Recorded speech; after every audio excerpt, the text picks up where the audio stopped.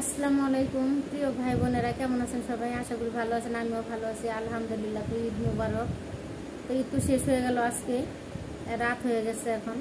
তো একটা খুশির খবর আপনাদেরকে বলি নাই। তো তাহমিদের আব্বু ঈদের আগের দিন কালকে 2000 টাকা পাঠাইছে তাহমিদের জন্য। 8.5 বছর পর 2000 টাকা পাঠাইছে তাহমিদের মার্কেট করার জন্য। ওই যে বলছিল, আপনারা তো জানেনই যে আমি মামলা উঠে ফেলাইছি। এখন বরণ পোষণের যে একটা মামলা ছিল, এখন আর ওই মামলাটা নাই, মামলাটা আমি উঠে নিয়েছি।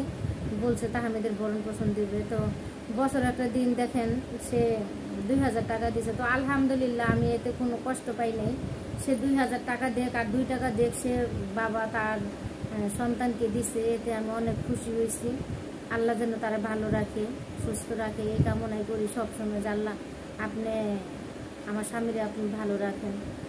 তো সবচেয়ে বড় কথা হচ্ছে যে 8.5 বছর পর সে যে তার সন্তানের দিকে এভাবে একটু লক্ষ্য রাখছে। লক্ষ্য বলতে সে শুধু 2000 টাকাই দিছে, বাচ্চার সাথে কথা বলে নাই। তার ঈদ চলে গেল। জানেন আপনারা যে বিদেশে আমাদের একদিন আগে বিদেশে ঈদ হয়। তো সে কথা বলে নাই। আবার আজকে একটা ঈদের দিন বাচ্চার সাথে কথা বলে না, বাচ্চা কি কিনলো না কিনলো কথা বলে না। বাচ্চা তো আমার সেই পাগল বানায় ফেলেছে, আমি বাবার সাথে কথা বলবো, বাবার সাথে কথা বলবো। তো বাবার সাথে কীভাবে কথা বলবো? বাবা তো আমাদেরকে ব্লক দিয়ে রাখছে, তাই কথা বলবো কীভাবে? ওর নাম্বারে আমরা ফোন দিতে পারি না। ও যদি দেয়, ও তো দেয় না। ও আমাদের নাম্বারে ফোন দেয় না, অন্য নাম্বারে ফোন দেয়, পুলিশের নাম্বারে ফোন দেয় বা আমার মামার নাম্বারে ফোন দেয়। বিভিন্ন লোকের মাধ্যমে মাঝে সাঝে কথা বলতেছে এখন।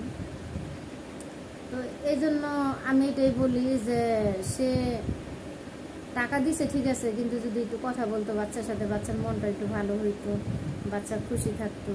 যেমন আজকে ঘুরছে, বন্ধু বান্ধব কেউ ছিল না, সবাই দেশে বাড়িতে চলে গেছে, ও ঢাকায় আসছে।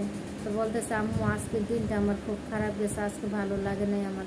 বাবা আমার সাথে একটু কথা বললো না, আম্মু বাবা কেন কথা বলে না? তো এরকম অনেক প্রশ্ন আমার করে থাকে। আমি ওই প্রশ্নের উত্তর কীভাবে দিব আমি নিজেও জানি না। তো আমি অনেক কষ্ট পাই, আমি ওর কথা শুনলে আমি অনেক কষ্ট পাই, আমি ভেঙে যাই। আসলে আমার শরীরটা তেমন একটা ভালো যাইতেছে না, আমি অসুস্থ বোধ করতেছি। আপনারাও হয়তো জানেন যে আমি অসুস্থ বোধ করতেছি। তো কেন এরকম হইতেছে আমি জানি না। কেন ছেলের সাথে কথা বলে না? ছেলের সাথে কথা বললেও না, সমস্যাটা কোন জায়গায়?